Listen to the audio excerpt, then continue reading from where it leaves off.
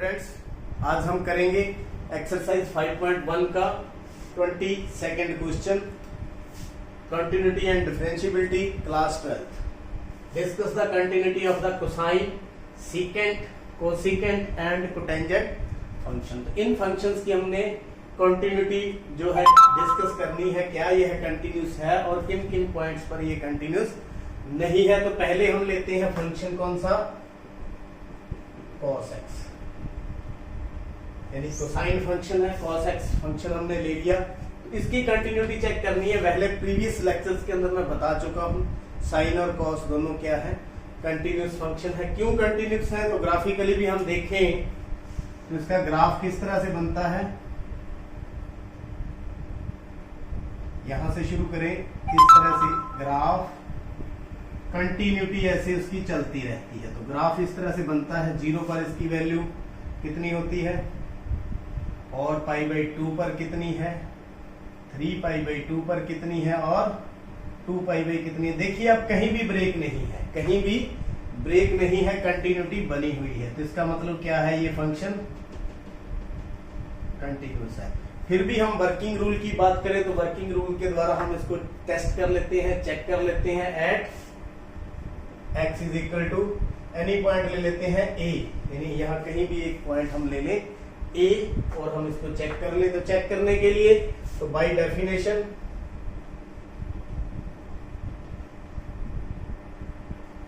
The given function is continuous if limit x approaches to a positive of fx is equal to limit x approaches to a negative of fx is equal to f of a। कहाँ check कर रहे हैं, at x is equal to a। तो अगर ये तीनों बराबर हो जाते हैं तो फंक्शन क्या होगा, कंटिन्यूस। तो left hand limit x approaches to a negative of fx। तो यहां पर हम क्या करें, स्लाइटली लेस देन a है तो h पुट कर दें। यहां पर क्या करें, put x is equal to a minus h, here h approaches to 0 as x approaches to a। तो ये हम यहां पुट करेंगे तो क्या बन जाएगा, limit h approaches to 0 f of a minus h। a minus h function क्या है, cos x, तो cos a minus h, limit h approaches to 0 cos a minus h। तो ये हमारे पास फंक्शन है। तो देखिए हम यहाँ पर फॉर्मूला लगा सकते हैं cos a minus b का, cos a cos b plus sin a sin b। तो ये फॉर्मूला होता है, हम यहाँ पर इसका यूज कर लेते हैं। Limit h approaches to 0 cos a cos b मतलब cos h, sin a sin b मतलब h। तो पुट कर दे limit cos a cos 0 sin a sin 0। तो ये cos a इंटू 1 हो गया प्लस sin a इंटू 0 हो गया, that is equal to cos a, that is equal to cos a। मतलब लेफ्ट हैंड लिमिट हमारे पास कितनी आ गई, cos a। इसी प्रकार right hand limit x approaches to a positive of fx। तो यहां भी स्लाइटली ग्रेटर देन a है तो पुट कर देंगे, put x is equal to a plus h, h approaches to 0 as x approaches to a। तो क्या बनेगा, limit x approaches to a positive यानी f of a plus h। तो x की जगह पर क्या आ जाएगा, a प्लस h। तो लिमिट h अप्रोचेस टू 0 हमने पुट कर दिया है, h approaches to 0 cos a plus h। a plus h का formula cos a plus b किसके बराबर होता है, cos a cos b minus sin a sin b। तो इसको खोल देंगे इस फॉर्मूले की सहायता से। Limit h approaches to 0 cos a cos b, cos a cos b, आगे क्या है minus sine a sine b, b की जगह पर क्या है एच है, तो पुट कर दें cos a cos zero minus sine a sine zero, तो cos A into one sine A into zero किसके बराबर आ गया cos A, that is right hand limit, that is right hand limit. ये दोनों तो बराबर है। अब डायरेक्ट देखें F of A, now F of A put कर दें तो क्या आ जाएगा कॉस ए, क्या आ गया कॉस ए, तो तीनों बराबर हैं तो फंक्शन कंटिन्यूस है। Left hand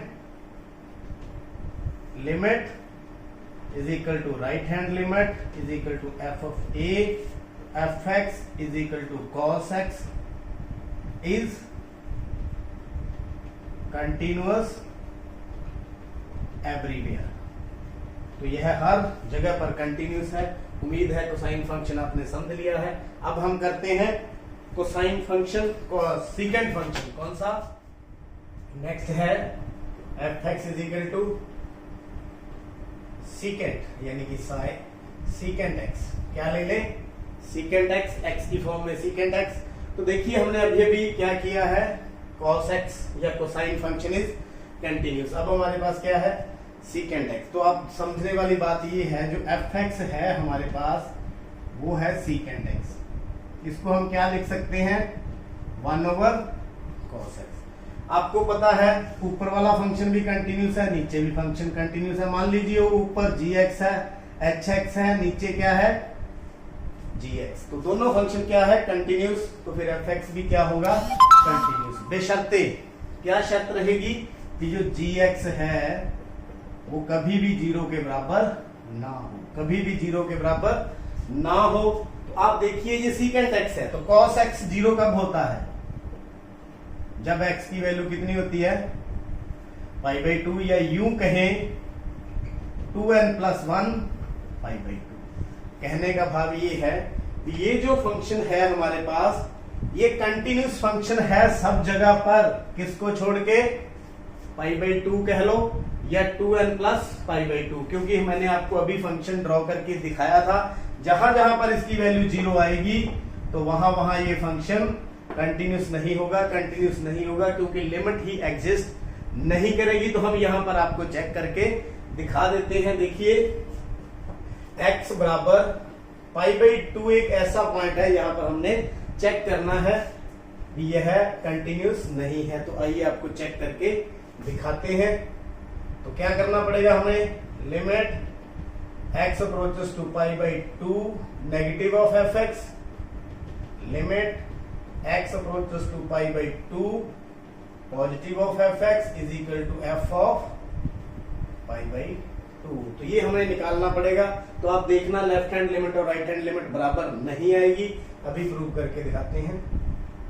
left hand limit, limit x approaches to π/2 negative of fx, तो put x is equal to π/2 minus h slightly less than π/2, h approaches to 0 as x approaches to π/2। तो function क्या बन जाएगा, limit h approaches to 0, limit change होगी secant π/2 minus h। तो यहां पर आप देखिए क्या फॉर्मूला बन गया, secant π/2 minus h is equal to cosecant h is equal to cosecant h। तो limit h approaches to 0 is equal to cosecant h। तो h की वैल्यू पुट करें तो कोसिकेंट 0 मतलब इंफिनिटी, मतलब लेफ्ट हैंड लिमिट कितनी आ गई इंफिनिटी। लेफ्ट हैंड लिमिट तो आ गई, लेकिन अब हमने क्या निकालना है राइट हैंड लिमिट।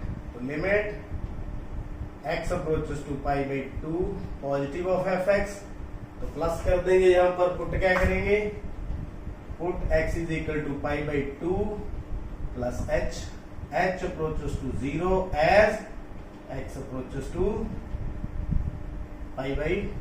तो लिमिट h अप्रोचेस टू 0, यहां पर फंक्शन क्या है सीकेंट, तो secant pi by 2 plus h, pi by 2 plus h किस क्वाड्रेंट में चला जाएगा सेकंड क्वाड्रेंट में, सेकंड क्वाड्रेंट में सीकेंट क्या होता है नेगेटिव, तो क्या होगा माइनस कोसिकेंट h, यानी यूं कहो secant pi by 2 plus theta किसके बराबर होता है माइनस कोसिकेंट थीटा, किसके बराबर होता है minus cosecant theta.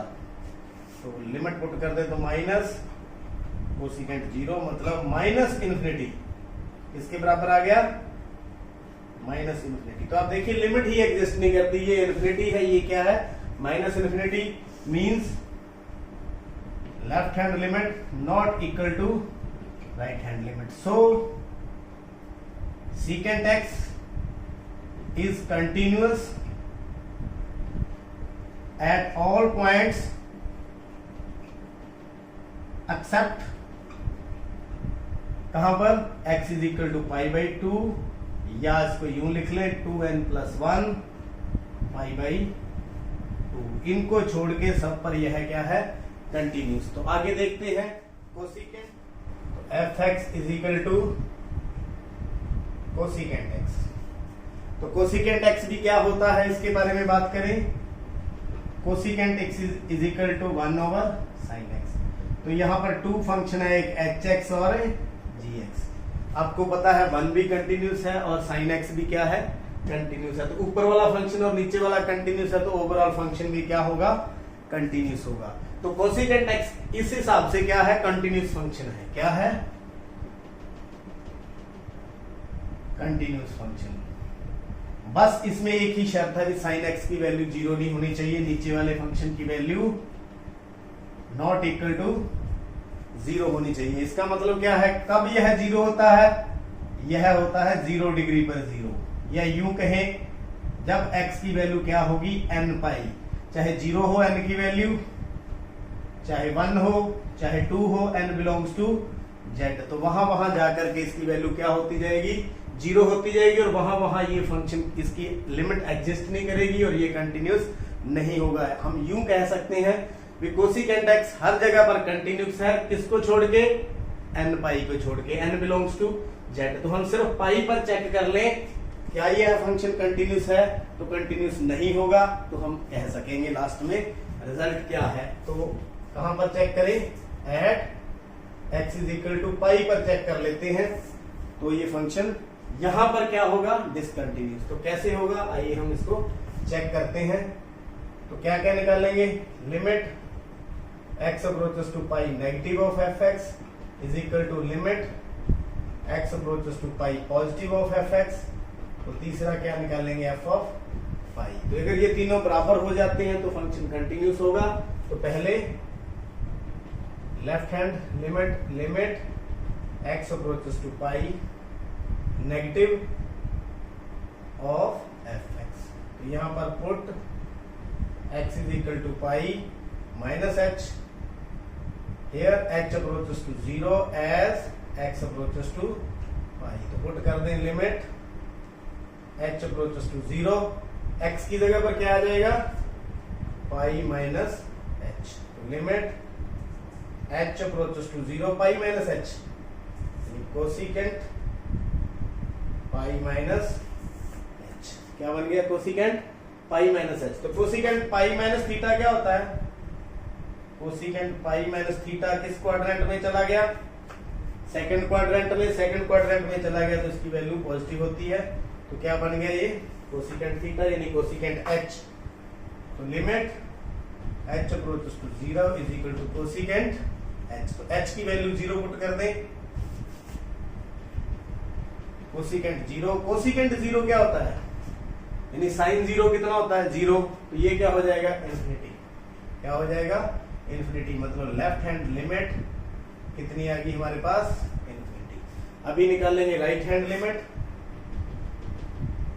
Limit x approaches to pi positive of fx, put x is equal to pi plus h, slightly greater than pi, pi से थोड़ा सा ज्यादा, यहां पर h approaches to 0 as x approaches to pi. तो limit h approaches to 0 f of pi plus h, थोड़ा सा ज्यादा हो जाएगा। तो यहाँ फंक्शन क्या बन जाएगा, limit h approaches to 0 cosecant pi plus h, cosecant pi plus h। तो कोसिकेंट पाई प्लस h क्या होता है, तो पाई प्लस थीटा किसके बराबर होता है, कोसिकेंट थीटा किसके, माइनस के, क्योंकि थर्ड क्वाड्रेंट में चला गया। थर्ड क्वाड्रेंट में कोसिकेंट क्या होता है, नेगेटिव।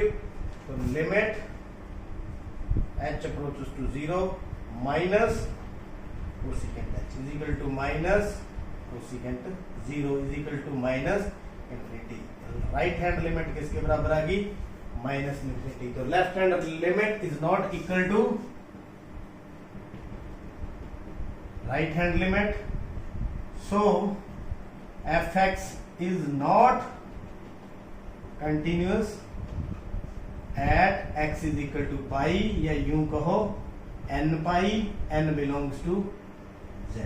तो यहां पर ये कंटिन्यूस नहीं है, बाकी जगह पर ये क्या है, कंटिन्यूस है। अब रह गया कोटेंजेंट फंक्शन, अब इसको भी चेक करेंगे।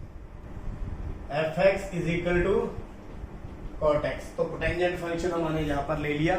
तो कोटेंजेंट फंक्शन की हम बात करें, cot x that is equal to cos x over sin x। तो यहाँ ऊपर वाला भी कंटिन्यूस, नीचे वाला भी कंटिन्यूस, तो कोटेंजेंट x भी कंटिन्यूस बेशर्ते sin x not equal to 0, यानी x की वैल्यू क्या नहीं होनी चाहिए, n पाई, n क्या है, n belongs to z।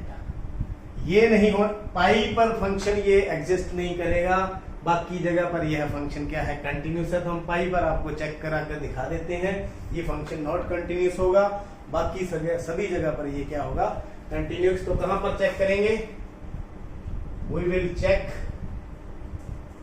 Eight x is equal to pi. तो पाई पर चेक करके आपको दिखा देते हैं। लिमिट क्या क्या निकालेंगे, x approaches to pi positive of fx, limit x approaches to pi negative of fx is equal to f of pi। तो यही दोनों लिमिट ही एग्जिस्ट नहीं करेगी, तो ये फंक्शन डिसकंटिन्यूस होगा कहां पर, पाई पर। तो left hand limit, limit x approaches to pi negative of fx, वही प्रोसीजर अडॉप्ट करेंगे, put x is equal to pi minus h, h approaches to 0 as x approaches to pi। तो limit h approaches to 0, तो x की जगह पर क्या आ जाएगा, f of pi minus h। तो लिमिट h approaches to 0 यानी cot pi minus h। pi minus h means second quadrant. Second quadrant में cot क्या होता है, नेगेटिव होता है। तो क्या वैल्यू होगी, cot pi minus theta is equal to minus cot theta. तो ये भी आप लर्न रखें साथ में, क्या बन गया, limit h approaches to theta is equal to minus cot h। Minus cot h मतलब माइनस कॉट 0 मतलब माइनस इंफिनिटी। तो कॉट 0 कितना होता है, इंफिनिटी, यहाँ कितना आ गया, माइनस इंफिनिटी। तो left hand limit is equal to minus infinity. अब राइट हैंड लिमिट, तो limit x approaches to pi positive of fx, तो क्या करेंगे यहाँ पर, put x is equal to pi plus h, pi plus h, वही procedure जो पीछे किया है। यहाँ पर h approaches to 0 as x approaches to pi. तो limit h approaches to 0, f of x की जगह पर क्या आ जाएगा, पाई प्लस h, यानी लिमिट h अप्रोचेस टू 0। तो फंक्शन क्या है, cot पाई प्लस h। तो आप देखिए, याद कीजिए, cot पाई प्लस थीटा यानी थर्ड क्वाड्रेंट में cot पॉजिटिव, तो क्या बन जाएगा, cot थीटा। मतलब लिमिट h अप्रोचेस टू 0, ये बन जाएगा cot h। क्या बन जाएगा, cot h, that is 0 put कर दें, cot 0 मतलब इन्फिनिटी। तो राइट हैंड लिमिट आ गई हमारे पास कितनी, इन्फिनिटी। तो लेफ्ट हैंड माइनस इन्फिनिटी है, ये इन्फिनिटी है, तो left hand limit not equal to right hand limit, और इसके बराबर भी ये नहीं आएगा, तो so F X is continuous, x belongs to R but not continuous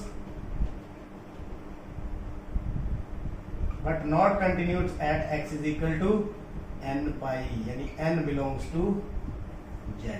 मेरे ख्याल में आज के जो सभी इसके पार्ट्स थे आपने अच्छी तरह से देख लिए हैं और समझ लिए हैं। चैनल को भी सब्सक्राइब कर लिया होगा। आपका बहुत बहुत धन्यवाद।